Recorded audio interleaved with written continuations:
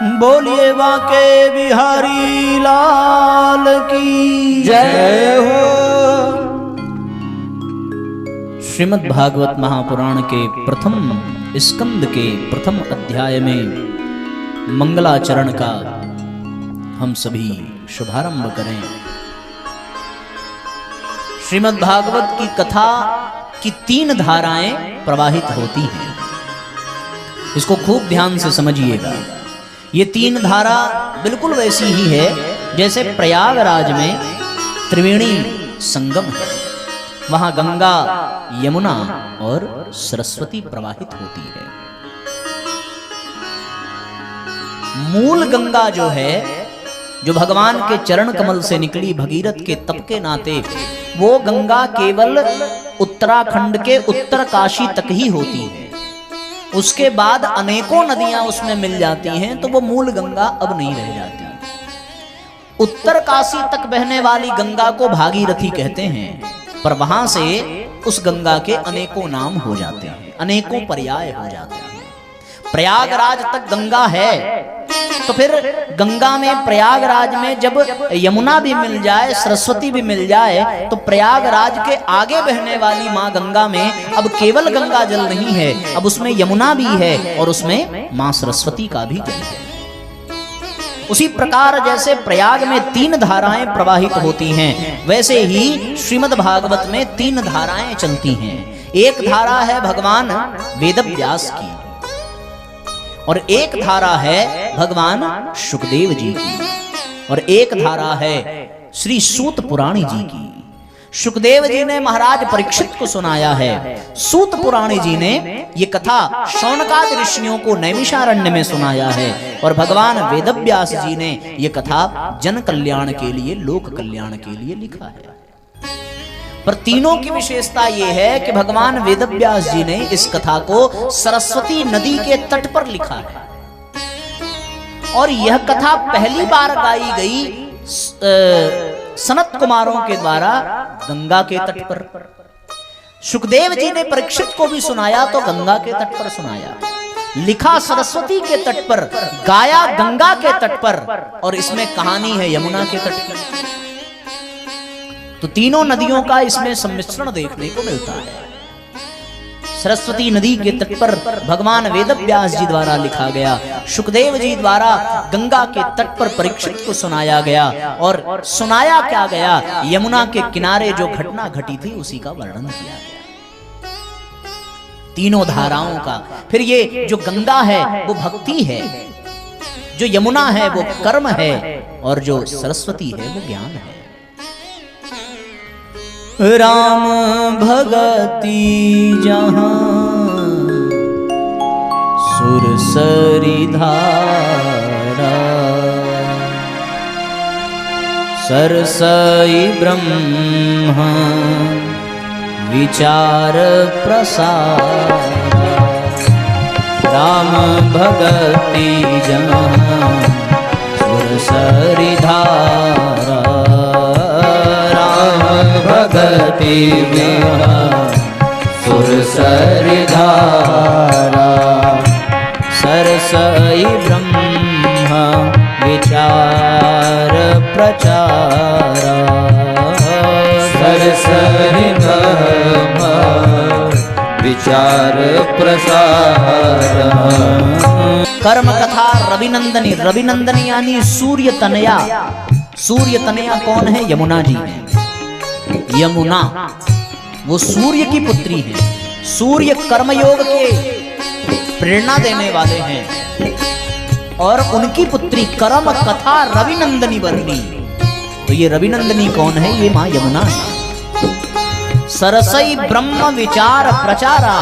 ब्रह्म विचार, ये ब्रह्म विचार, ये ब्रह्म की ब्राह्मी शक्ति है मां सरस्वती, जो ज्ञान प्रदान करती है। और राम भगति जहां सुरसरी धारा, सुरसरी धारा यानी जो सुरलोक से, देवलोक से धरती पर अवतरित हुई है, वो है मां गंगा।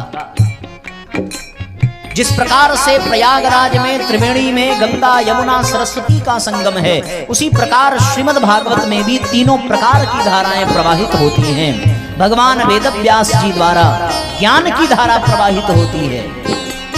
और भगवान शुकदेव के द्वारा वैराग्य की धारा यानी कर्मयोग की पराकाष्ठा, कर्मयोग की धारा प्रवाहित होती है और श्री सूत पुराणी जी के द्वारा भक्ति की धारा प्रवाहित होती है। 3 धाराएं। आप प्रयागराज गए होंगे, यहाँ से बहुत ज्यादा दूर भी नहीं है। एक तरीके से देखा जाए तो हम लोग प्रयागराज के तीर्थ के तट पर ही, बल्कि प्रयागराज तीर्थ क्षेत्र में ही हम लोग ये कथा सुन रहे हैं। ऐसी स्थिति में साथियों, प्रयागराज में 3 मुख्य नदियां हैं ना, गंगा, यमुना और सरस्वती।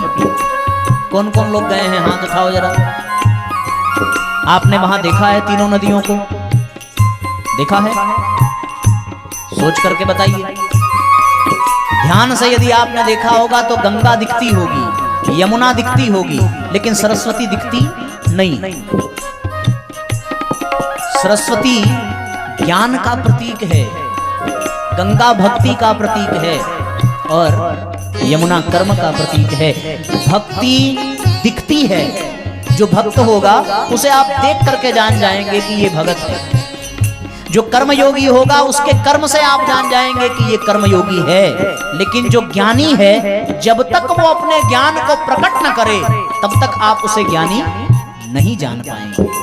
ज्ञान विलुप्त रहता है, ज्ञान प्रकट नहीं होता। ज्ञान को प्रकट करने के लिए शब्दों को माध्यम बनाना पड़ता है। और एक बड़ी मजे की बात, हमने परम पूज्य रमेश भाई ओझा जी की कथा में सुना था। उन्होंने एक बड़ा सुंदर विवरण, एक उदाहरण दिया था कि माताएं जब अपनी चोटियां बनाती हैं, देखा है आपने ना, तो वो अपने बालों को 3 भागों में बांटती हैं और उसके बाद वो एक को दूसरे में ऐसे लपेटती जाती हैं। हिस्सा 3 का करती हैं, लेकिन जब उसकी धाराओं को आप देखिए तो वो 3 धारा दिखाई नहीं पड़ती, वो 2 ही धारा दिखाई पड़ती है। एक को उठाया दूसरे में डाला, तीसरे को उठाया दूसरे में डाला, फिर एक को डाला तीसरे में डाला।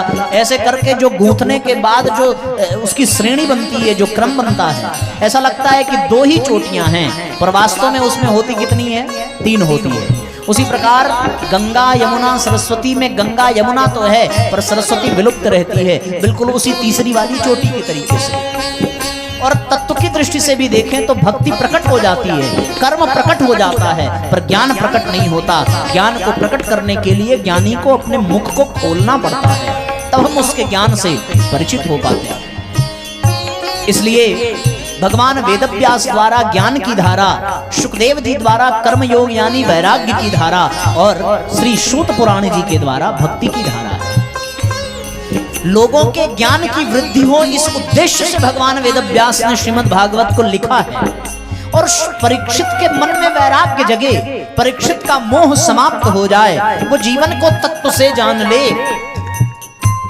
इसलिए उसके भीतर वैराग्य को स्थापित करने के लिए शुकदेव जी ने वैराग्य को केंद्र में रख करके कथा सुनाई है। और शौनकादि ऋषियों के द्वारा अनन्य भाव से पूछे गए भक्ति के भाव को पुष्ट करने के लिए नैमिषारण्य तीर्थ में श्री सूत जी ने कथा सुनाई है। ये 3 धाराएं हैं। भगवान वेदव्यास जी ने इस कथा का बीज बोया और फिर ये बीज वृक्ष बना।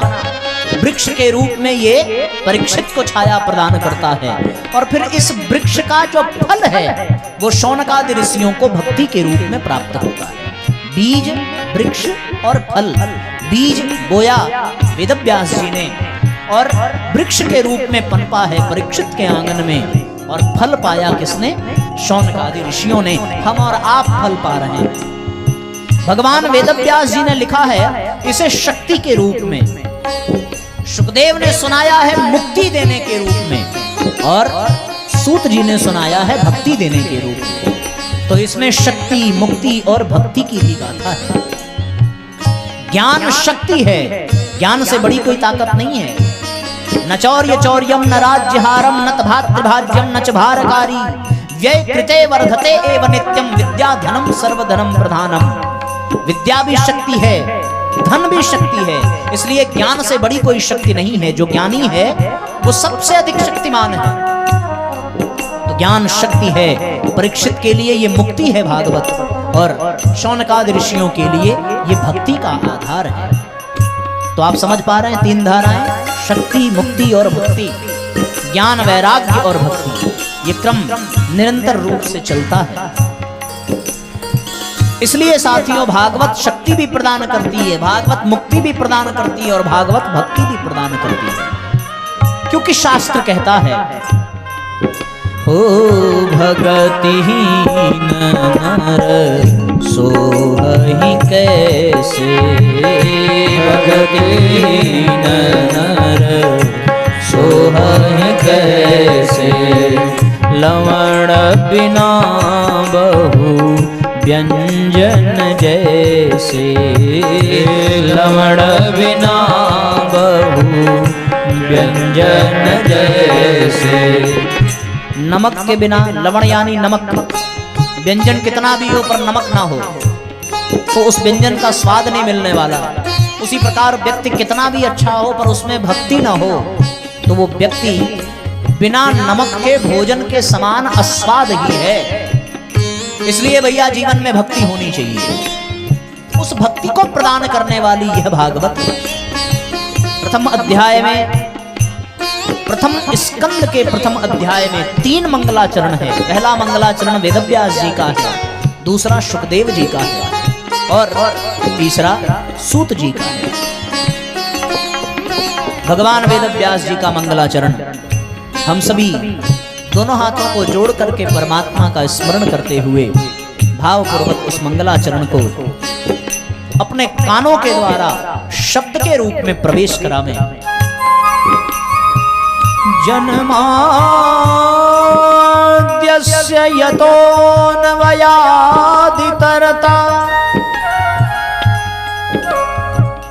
जन्माद्यस्य। अलग अलग सुरों में हम लोग भागवत के श्लोक को गा भी सकते हैं। भागवत गीत है, गेय है। किसी भी राग में, किसी भी सुर में आप भागवत को गा सकते हैं। जन्माद्यस्य यतोऽन्वयादितरत, चार्थेष्वभिज्ञः स्वराट्, तेने ब्रह्म हृदाय आदि कवये, मुह्यन्ति यत सूरयः। तेजो वारि मृदाम यथा विनिमयो, यत्र त्रिसर्गो मृषा, धाम्ना स्वेन सदा निरस्तकुहकम्, सत्यं परं धीमहि, सत्यं परं धीमहि।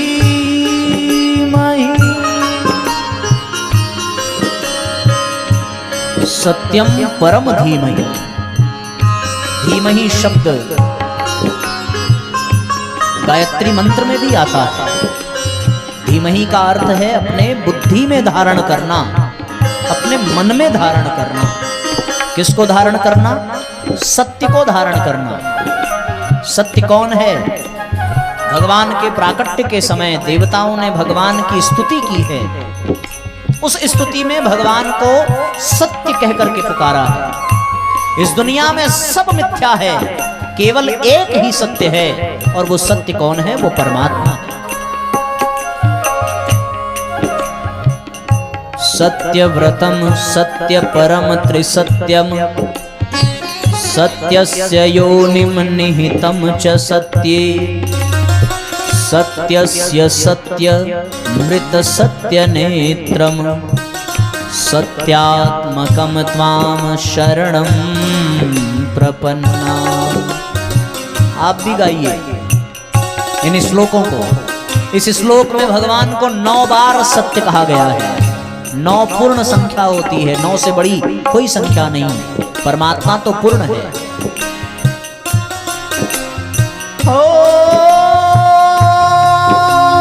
पूर्णमदः पूर्णमिदं पूर्णात् पूर्णमुदच्यते, पूर्णस्य पूर्णमादाय पूर्णमेवावशिष्यते। वर्तते। परमात्मा पूर्ण है। सत्यम व्रतम सत्य परम त्रिसत्यम सत्यस्य योनिम निहितम च सत्ये सत्यस्य सत्यमृत सत्यनेत्रम सत्यात्मकम त्वाम शरणं प्रपन्ना। भगवान को सत्य कहकर के पुकारा है। भगवान का स्तुति करते हुए देवताओं ने कहा कि यदि आप चीर का हरण भी करें तो भी वो सत्य ही होगा, माखन चुरावें तो भी सत्य, रण छोड़ करके भागें तो भी सत्य, और शिशुपाल की गालियां भी सुने तो भी सत्य। भगवान सत्य स्वरूप है।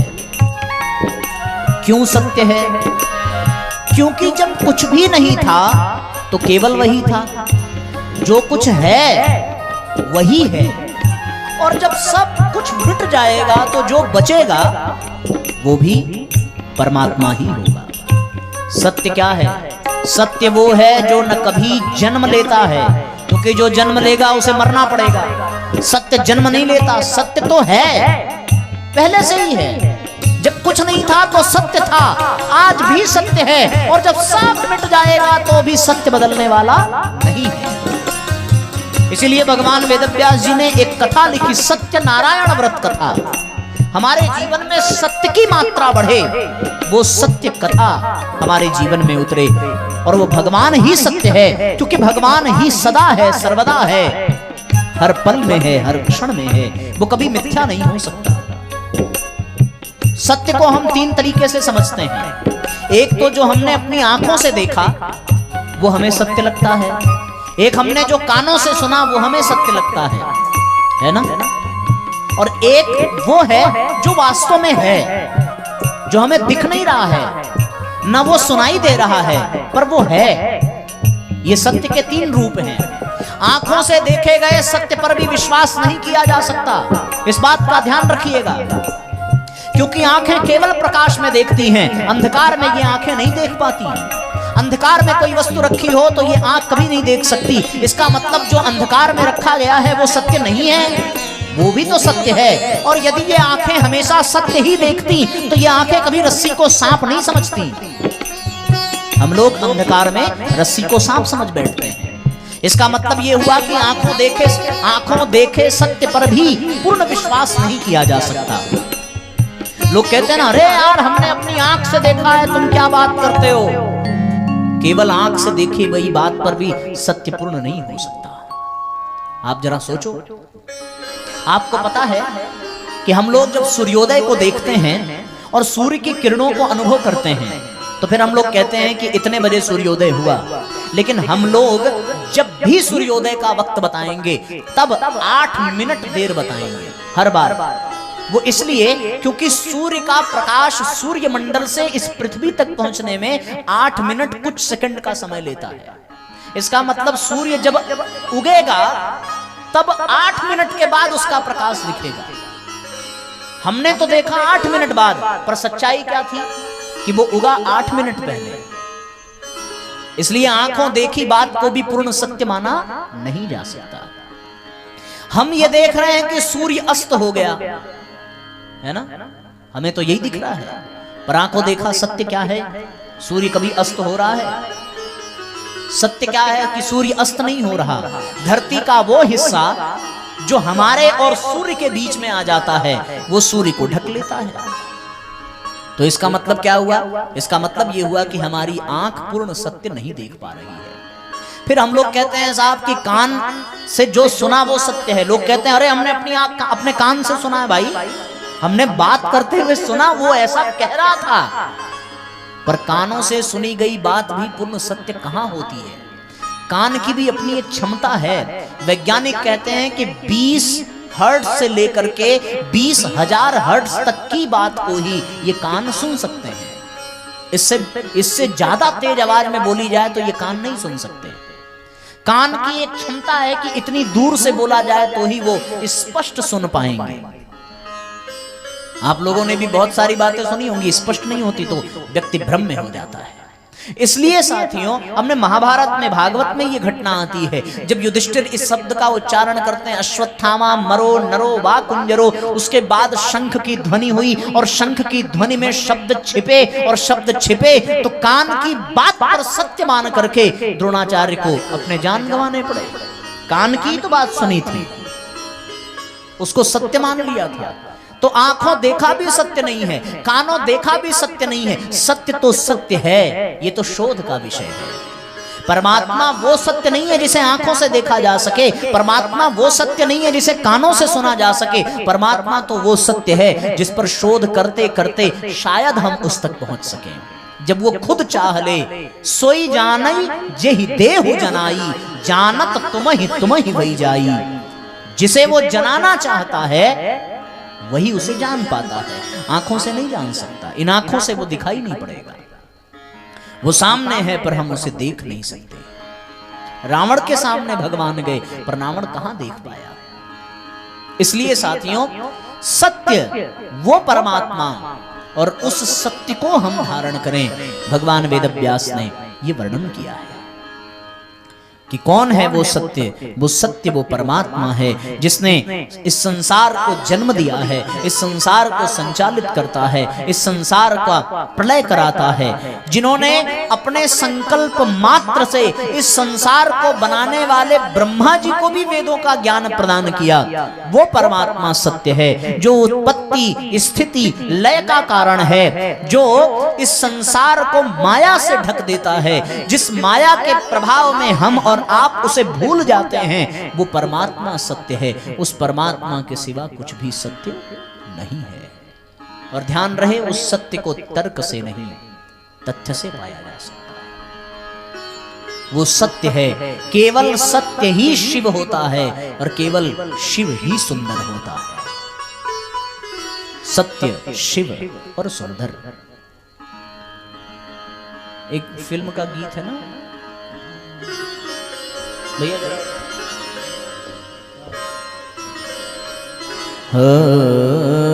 सत्यं शिवं सुंदरं, सत्यं शिवं सुंदरं, सुंदरं सत्यं शिवं सुंदरं, सत्यं शिवं सुंदरं। ईश्वर सत्य है, सत्य ही शिव है, शिव ही सुंदर है, सत्यं शिवं सुंदरं, सत्यं शिवं सुंदरं, सत्यं शिवं सुंदरं।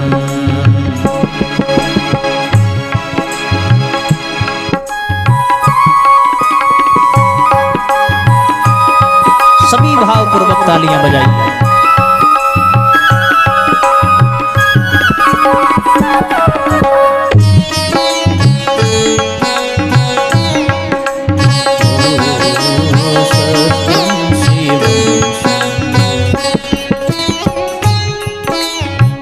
राम अवध में, काशी में शिव, कान्हा वृंदावन में।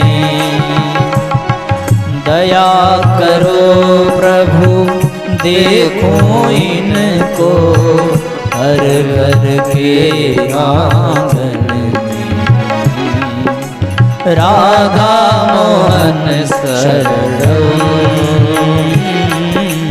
सत्यं शिवं सुंदरं, सत्यं शिवं सुंदरं, सत्यं शिवं सुंदरं, सत्यं शिवं सुंदरं, सत्यं शिवं सुंदरं। सत्य ही शिव है, ईश्वर सत्य है, सत्य ही शिव है, शिव ही सुंदर है। उस सत्य की पूजा वेदव्यास जी ने की है, क्योंकि वो सत्य का निरूपण करने जा रहे हैं। परमात्मा के गुण, परमात्मा की लीला और परमात्मा के नाम का भाव प्रकट करने जा रहे हैं। उन्होंने रामम परम धीमहि ये नहीं कहा, कृष्णम परम धीमहि यह भी नहीं कहा, उन्होंने शक्तिम पराम धीमहि यह भी नहीं कहा, उन्होंने कहा सत्यम परम धीमहि। इसी सत्य को गायत्री मंत्र में सविता कहा गया।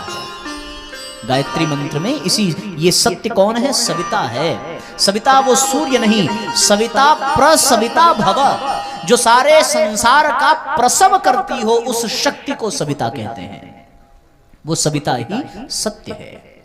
गायत्री मंत्र से ही मंगलाचरण का ये श्लोक निकला है। लोग कहते हैं साहब कि गायत्री मंत्र जोर से बोलना नहीं चाहिए, कहना नहीं चाहिए, तमाम भ्रांतियां हैं। अभी इन 7 दिनों में कुछ एक प्रसंग आएगा तो उसकी चर्चा करेंगे, पर ध्यान देना गायत्री मंत्र का विस्तार ही है ये श्रीमद् भागवत महापुराण। उसमें 24 अक्षर हैं और इसमें 24 अवतारों की कथा है, 24 तत्वों का वर्णन है। तो गायत्री मंत्र के ही अंश से ये भागवत के मंगलाचरण का पहला श्लोक है। मंगलाचरण इसलिए कि साथियों, जीवन में कथा तब बैठेगी जब हमारा आचरण मंगलमय हो जाएगा। मंगलमय आचरण हो जाए तब बात बनेगी। मंगल भवन अमंगलहारी वो जीवन में आ जाएंगे, लेकिन कब? जब हमारा आचरण मंगलमय हो जाए। इसलिए पहले मंगलाचरण किया जाता है। ये पहला श्लोक है। किसको कितना समझ में आया ये कहा नहीं जा सकता। हमने कितना समझाया, कितना हम समझा पाए, ये भी परीक्षण का विषय हो सकता है। पर साथियों, ये श्लोक इतना सार गर्भित है कि समूचा ज्ञान भी इस श्लोक की व्याख्या में कम पड़ सकता है, क्योंकि ये श्लोक परमात्मा के सत्य स्वरूप का दर्शन कराता है। दूसरे श्लोक की ओर हम लोग चलें। धर्मः प्रोक्षित कैतवोऽत्र परमो निर्मत्सराणां सता वेद्यं वास्तवमत्र वस्तु शिवदं तापत्रयोन्मूलनम्। श्रीमद्भागवते महामुनिकृते किम वा परैरीश्वरः सद्यो हृद्यवरुध्यतेऽत्र कृतिभिः शुश्रूभिस्तत्क्षणात्। दूसरे श्लोक का वर्णन भगवान वेदव्यास जी ने बहुत सुंदर भाव प्रकट करते हुए व्यक्त किया है कि अध्यात्म जगत में हम सब प्रवेश तभी पा सकते हैं जब जीवन में धर्म होता है। और भागवत में ये कहा गया कि धर्म प्रोज्झित कैतवोऽत्र परमो, भागवत परम धर्म का निरूपण करती है। वो परम धर्म कौन सा? निर्मत्सराणाम सताम, जो स्वार्थ से रहित हो, जो कपट से रहित हो, वही परम धर्म है। कई प्रकार के धर्म हैं साथियों। धर्म सबके लिए अलग अलग होता है। मुंडे मुंडे मतिर भिन्ना, यानी व्यक्ति एक है तो उस व्यक्ति के कई धर्म होते हैं। पिता का धर्म है, पति का धर्म है, पुत्र का धर्म है, पड़ोसी का धर्म है, मित्र का धर्म है। नाना प्रकार के धर्म का निर्वहन एक ही व्यक्ति को करना पड़ता है। उसके हर कदम पर एक नया नया धर्म है। इस समय आप श्रोताओं का धर्म निभा रहे हैं, हम वक्ता का धर्म निभा रहे हैं। धर्म का तात्पर्य कर्मयोग से है। हम लोग श्रीमद् भागवत में, भगवत गीता में ये श्लोक पाते हैं, धर्म क्षेत्रे कुरुक्षेत्रे। ये कुरुक्षेत्र है, ये संसार, और ये धर्म क्षेत्र है। इसमें धर्म के पथ पर हमें चलना चाहिए हमारा। और धर्म के साथ कर्म शब्द भी जुड़ता है। भैया ये तो अपना धर्म कर्म है, धर्म ही कर्म है। हमारा जो कर्म है वही धर्म है, और हमारा जो धर्म है वैसा ही हमारा कर्म होना चाहिए। हम पत्नी के सामने हैं तो पति का धर्म निभाएंगे, माँ के सामने हैं तब पति का धर्म नहीं होता, तब पुत्र का धर्म होता है। पिता के सामने हैं तो पुत्र का धर्म, मित्र के साथ हैं तो मित्र का धर्म। सबके प्रति अलग अलग धर्म का निरूपण है, पर भागवत परम धर्म का निरूपण करता है। वो परम धर्म जिसमें सारे धर्म एक साथ आ जाते हैं। इसमें आपको पति का, मित्र का, पुत्र का, शत्रु का, पड़ोसी का, सामाजिक का, नागरिक का, सारे धर्मों का ज्ञान प्रदान करती है ये भागवत। इसको परम धर्म कहते हैं, वो धर्म जो कपट रहित हो। हम लोग जो धर्म करते हैं साथियों, वो कपट रहित है, कपट रहित है। इसका मूल्यांकन करने की आवश्यकता है, क्योंकि हम धर्म कर्म कुछ करते भी हैं, दान पुण्य कुछ करते भी हैं, तो उसमें कुछ ना कुछ स्वार्थ होता है। कहते हैं साहब कि हम गौदान कर रहे हैं, पर गौदान में भी ये स्वार्थ है कि जब बैतरणी में फंसे तो यही गौ पार लगाएगी, बस वो दान फीका पड़ गया। अब वो पूर्ण धर्म नहीं हो पाया। हमने किसी को दान किया तो दान से हमें पुण्य मिलेगा, जहां पुण्य का भाव आया वहां बात बिगड़ गई, फिर दान की अब महत्ता नहीं रह गई। एक संत ने, स्वामी राम सुखदास जी ने अपनी पुस्तक में लिखा है, गीता प्रेस में उनकी किताब छपती है, उन्होंने लिखा है कि मंदिर बनवाने के बाद अथवा किसी भी तीर्थशाला में दान देने के बाद जो लोग अपना नाम लिखवा देते हैं, जब तक वो नाम वहां लिखा रहता है तब तक उस जीव को मुक्ति प्राप्त नहीं होती। एक बड़ी बात कही। लोग पंखे तक पर अपना नाम लिखवा देते हैं कि फला के स्मृति में फला ने इस पंखे को इस तीर्थ में दान किया है। किसने कितना मार्बल लगवाया, उस मार्बल पे अपना नाम लिखवा देते हैं, दीवार पे अपना नाम लिखवा देते हैं, कौनो समनिया देंगे उस पे अपना नाम लिखवा देते हैं। उन्होंने एक बड़ी बात कही कि हम जो भी दे रहे हैं, जो भी कर रहे हैं, वहां हमारा नाम जब तक मिट नहीं जाएगा तब तक हमें जन्म मरण के बंधन से मुक्ति मिल ही नहीं सकती। अगर आप लोगों ने भी कहीं कुछ ऐसा दान किया हो और लिखवाया हो तो जाके मिटवाइए, अन्यथा जब तक वो नाम रहेगा तब तक आदमी इसी चक्र में पड़ता रह जाएगा उनके अनुसार। तो इसलिए साथियों, धर्म का कर्म करो, पर वो धर्म का कार्य कपट रहित होना चाहिए। और दान भी करिए तो इस भाव से कि हमें पुण्य मिलेगा, तो वो दान बेकार है। दान इस भाव से करिए कि हम परमात्मा को दे रहे हैं, तेरा तुझको अर्पण के भाव से दे रहे हैं। दान इस भाव से कि भगवान आपने दिया है इसलिए देने का अवसर मिल रहा है। और स्वामी विवेकानंद जी ने कहा कि इस संसार में कोई गरीब नहीं है, कोई अमीर नहीं है, भगवान ही गरीब बनकर तुम्हारे दरवाजे पर आते हैं, यह देखने के लिए कि क्या तुम्हारे भीतर सेवा का भाव है या नहीं है। यदि दान भी करो तो सेवा के भाव से, और सेवा के भाव से भी करोगे तो अहंकार आ जाएगा, बल्कि इस भाव से करो कि हे परमात्मा, आपकी बड़ी कृपा की आपने सेवा करने का अवसर दिया है। सबते सेवक धर्म कठोरा, सबसे बड़ा धर्म है सेवक का। तो इसलिए साथियों, सबसे बड़ा धर्म है परम धर्म, और सबसे बड़ा धर्म परम धर्म, फिर वो कौन सा धर्म है? यदि एक वाक्य में धर्म की परिभाषा दी जाए तो वो कौन सी परिभाषा हो सकती है?